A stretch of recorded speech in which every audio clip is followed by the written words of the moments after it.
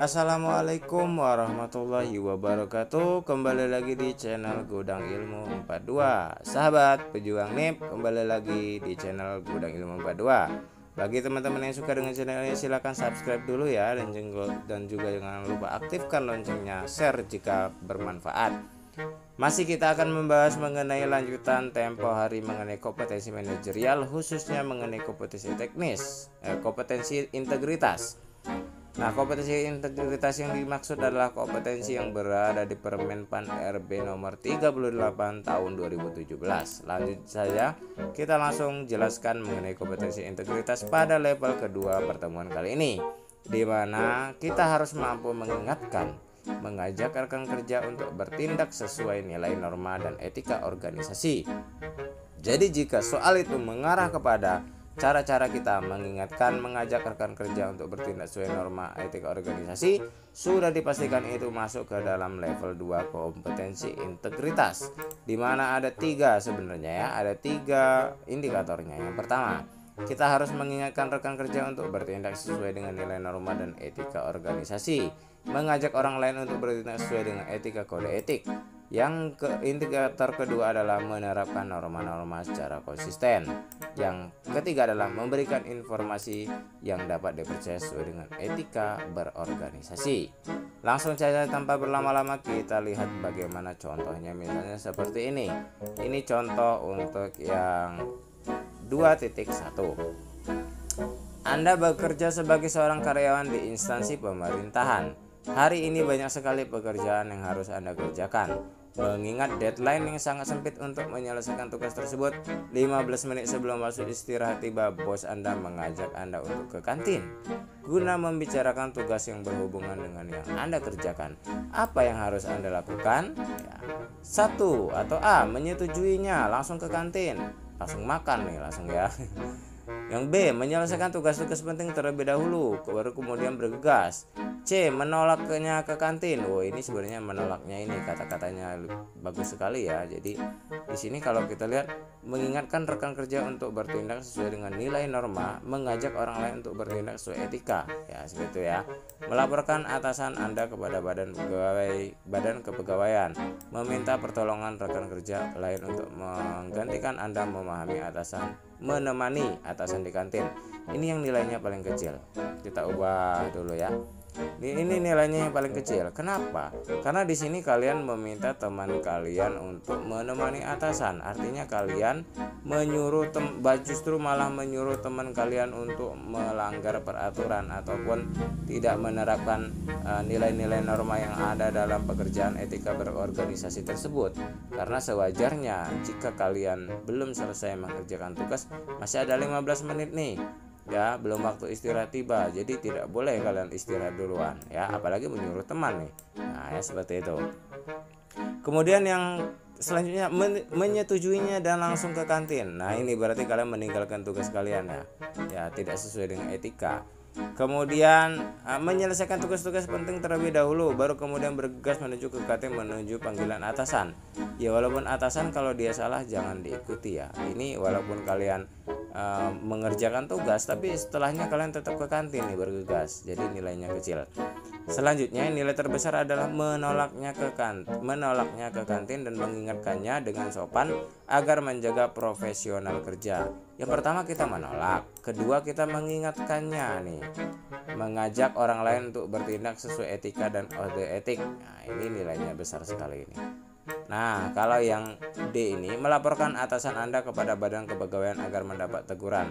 Ini langsung dilaporin tanpa kita mencoba untuk mengajaknya untuk bertindak sesuai etika ini sebenarnya ya. Makanya nilainya agak kecil.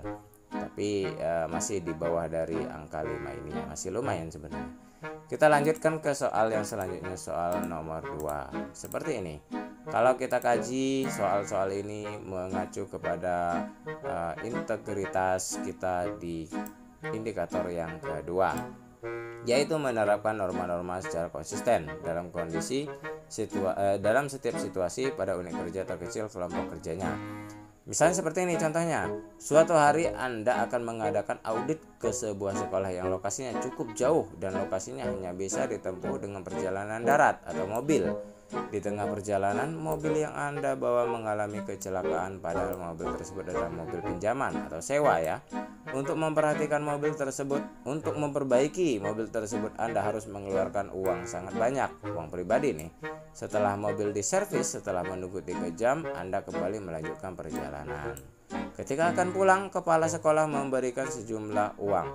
Sikap Anda adalah kalau masalah uang kita harus menerima ya. Tidak, bukan seperti itu.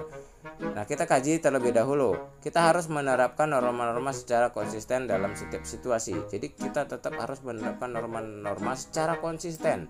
Jadi secara konsisten harus digarisbawahi. Secara konsisten ya.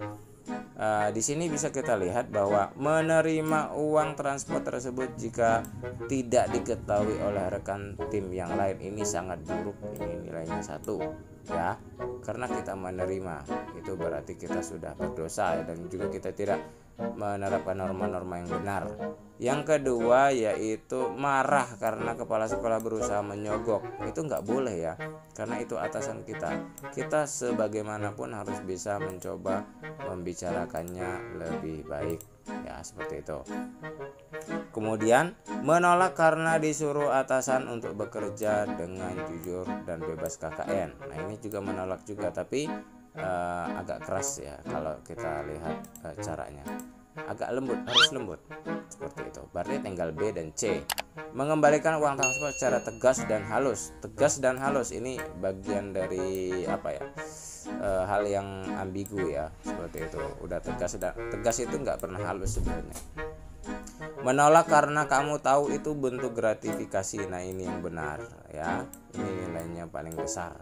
Jadi kita benar-benar tidak boleh menerima apapun dari siapapun ya. Itu adalah bentuk integritas yang bagus. Nah, kita lanjutkan ke soal yang selanjutnya, ke soal nomor 3. Nah, soal yang terakhir, Anda adalah seorang analisis kepegawaian ahli pertama di instansi A. Beberapa bulan sebelum penerimaan CPNS, instansi Anda mendapat surat edaran Kemenpan RB untuk menyampaikan informasi ke dalam sistem. Anda pun ditugasi atasan untuk membuat anjab ya, analisis jabatan beserta kebutuhannya untuk kemudian diperiksa dan disetujui atasan.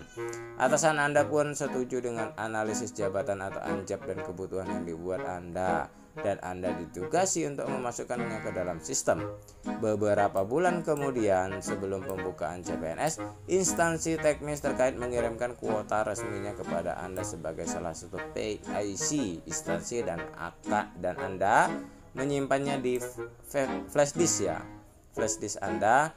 Di sisi lain, Anda mempunyai kakak dan adik kandung yang sangat ingin menjadi CPNS. Mereka pun menanyai Anda terkait pembukaan CPNS tersebut. Jawaban apa yang Anda akan utarakan? Nah, seperti itu ya. Kita lihat bahwa ini sebenarnya ada pada level 3 ya, memberikan informasi yang dapat dipercaya sesuai dengan etika organisasi. Jadi kita memberikan informasi yang dapat dipercaya sesuai dengan etika berorganisasi. Jadi informasi yang kita berikan itu harus mengacu kepada etika organisasi ini. Jadi tidak boleh keluar dari etika organisasi ini. Sehingga jika kita memberitahukannya secara detail terkait pembukaan CPNS itu, mau walaupun dia saudara juga ya, apalagi ini disuruh menyebarluaskan melalui pesan berantai di sosmed, ini nilainya sangat buruk ya, seperti ini. Kemudian nilai selanjutnya, menyuruhnya untuk membuka file tersebut di flash disk Anda dan memberitahu mereka bahwa jangan disebarluaskan kepada siapapun sebelum Anda ada pengumuman resminya. Ini tetap kalian memberikan informasi yang tidak baik ya. Kalian tidak bisa menjaga kerahasiaan tersebut ya. Jadi tidak diperkenankan. Selanjutnya, memberitahukannya secara garis besar, walaupun secara garis besar atau hanya kisi-kisi, tapi itu tetap memberikan informasi yang tidak benar. Tidak boleh. Tinggal C dan D. C dan D ini tidak memberitahukannya sama sekali karena bagi saya itu merupakan etika seorang ASN dan dapat melanggar kode etik ASN.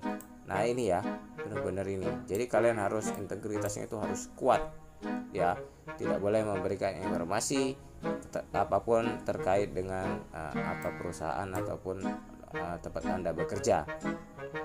Menyarankannya untuk terus memantau website instansi terkait ya dan instansi Anda agar memperoleh informasi akurat, bukan wewenang Anda untuk memberitakannya. Nah, seperti ini ya. Ini menyarankannya, hanya menyarankan. Jadi yang paling benar itu tidak memberitahukannya sama sekali, ya tidak ada kisi-kisi sama sekali. Itu adalah bentuk integritas kalian dengan tinggi ya, benar-benar kalian menjaga kode etik dari perusahaan tersebut. Nah, itulah bagaimana di level 2 ini, baik itu di indikator pertama, indikator kedua, dan indikator ketiga yang bisa admin coba jelaskan dan sharing bersama. Mudah-mudahan bermanfaat bagi kalian yang suka dengan channel ini. Jangan lupa ya untuk subscribe channel ini. Jangan lupa juga aktifkan loncengnya serta share ke teman-teman yang membutuhkan. Semoga kita semua bisa mendapatkan hasil terbaik dalam tes P3K tahun ini. Wassalamualaikum warahmatullahi wabarakatuh.